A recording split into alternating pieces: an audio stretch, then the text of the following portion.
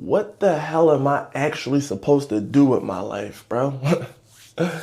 I didn't ask myself that question time and time again over the last freaking decade, but I finally got the answer.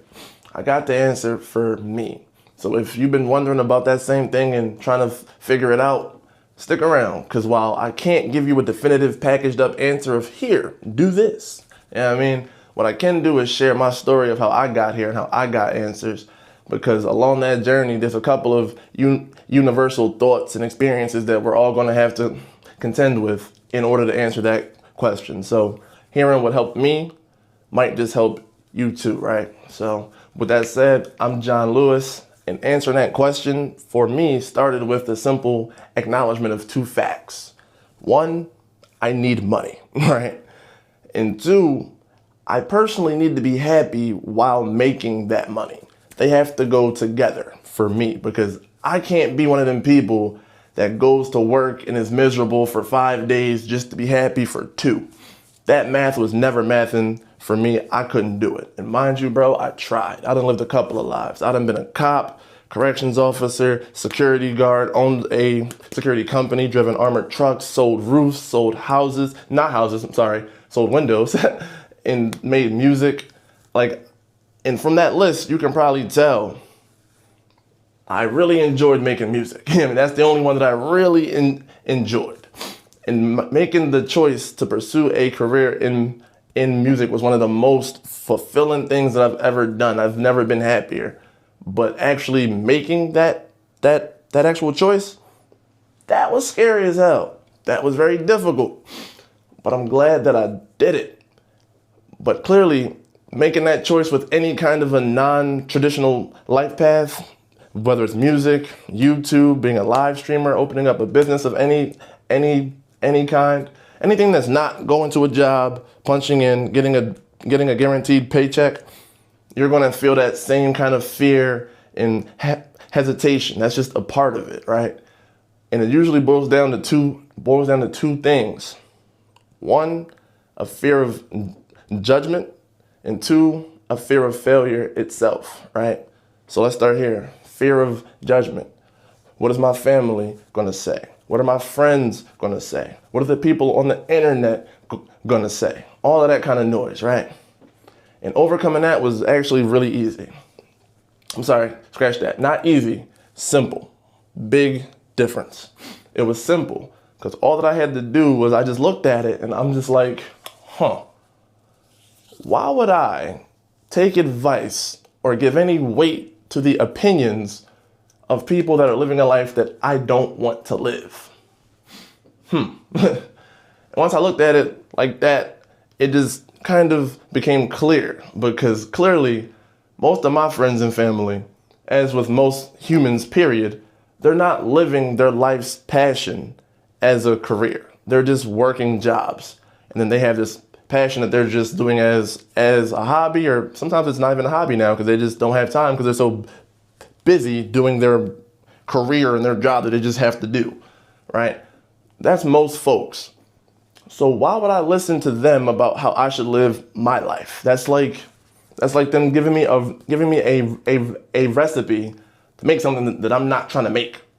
I want cheesecake. I want a really bomb cheesecake. I'm asking them, and they're giving me a recipe on how to make tuna salad.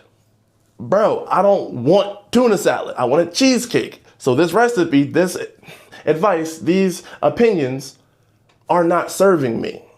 Get it out my face. You know what I'm saying? It's just that simple. And when I looked at it that way, I was like, I guess I don't need to really care what they're talking about. You feel me? And on top of that, it's just like, think of it this way.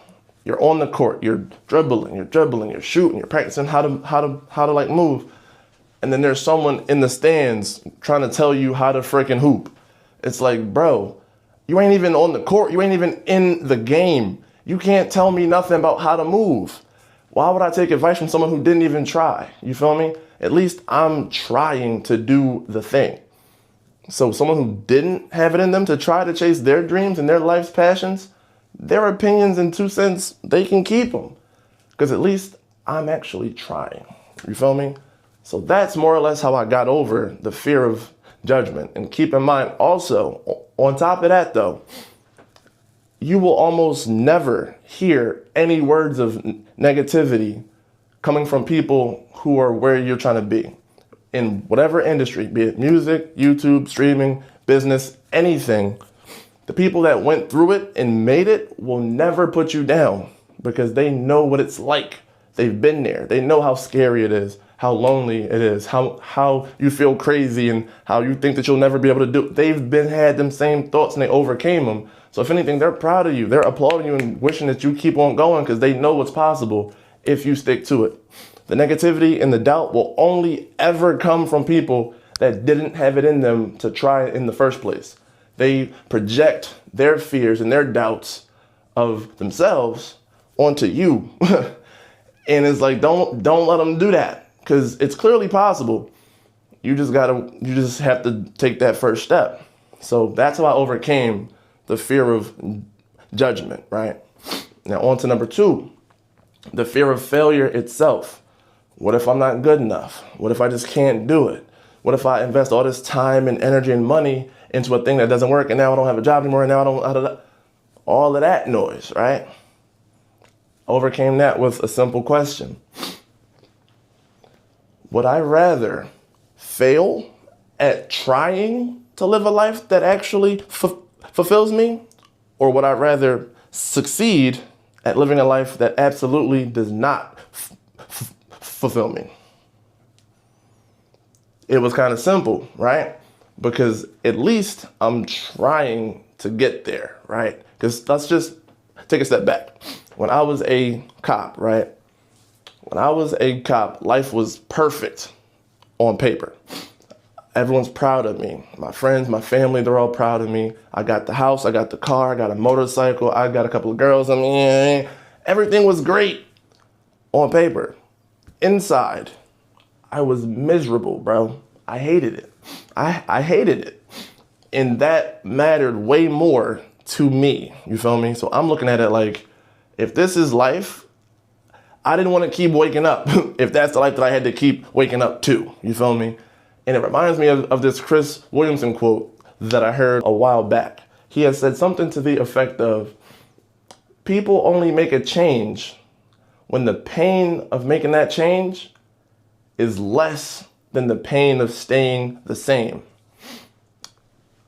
Just sit with that. I'm gonna say it one more time. He said, people only make a change when the pain of making that change is less than the pain of staying the same.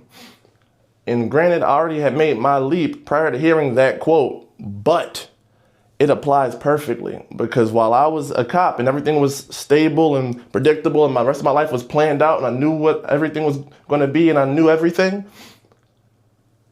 the pain of staying there was greater than the pain that I would have felt by just stepping into the uncertainty. Because I had no backup plan. I didn't know what to do, who I was going to be. If I wasn't a freaking cop, which is what I spent my whole life working towards since I was 8 years old, I knew I was going to be a cop. I just knew. So it's like, if I give this up now, what am I going to do? Who am I going to be? I had no answers. Not even an inkling of, oh, well, maybe I'll try to. I didn't know anything. But I knew that uncertainty was less painful than staying here in this life right here as a cop. So I just knew I had to go. I'll figure it out somehow, some way. I got to just get moving. And that's what I had did. You feel me? So that's how I overcame the fear of failure. Now, as an added bonus, I just watched another pod with Chris Williamson in A Diary of a CEO. Those are both amazing pods. Check them out. But he had just said something that ties into this fear of failure perfectly, and I just want to share that quick. Chris had said that people have it in their heads that there's going to come a point where there's just no more problems, right? You done worked hard, you grinded, you climbed up, you got the money in the bank, and now you're at this point where life's just cool. You have transcended the problem of having problems. And he assured us that that's not true. It's not a thing. No matter where you're at in life, no matter what stage, what you're doing, there will always be problems, several of them. You feel me? So as it ties to the fear of failure in the pursuit of chasing your ultimate goals and, dreams, it's simple. If chasing down that path comes with its own set of problems, like, oh, people aren't buying my product, people aren't watching my stream, people aren't listening to my music, whatever, if it comes with its own set of problems, and then likewise, going and working a stable job that you hate has its own set of problems, like your boss is a jerk, you gotta wake up early, they don't appreciate you, you feel empty, and you feel empty every single day of your freaking life. Those are also very real problems that come with the stable, safe path. So if you're gonna have to deal with a pack of problems on either path, it's like, why would you not at least choose the path that has fulfillment and meaning and purpose behind it? At least you get something out of it. And, granted, that's how I look at it. That's how I interpreted Chris's words. That's how I'm feeling on it. I'm not telling y'all what to do. I can never do that. I'm just one dude. But listen, we've been talking for a while now. I'm gonna leave y'all with that. Sit with that. Think on it. Hopefully something resonated.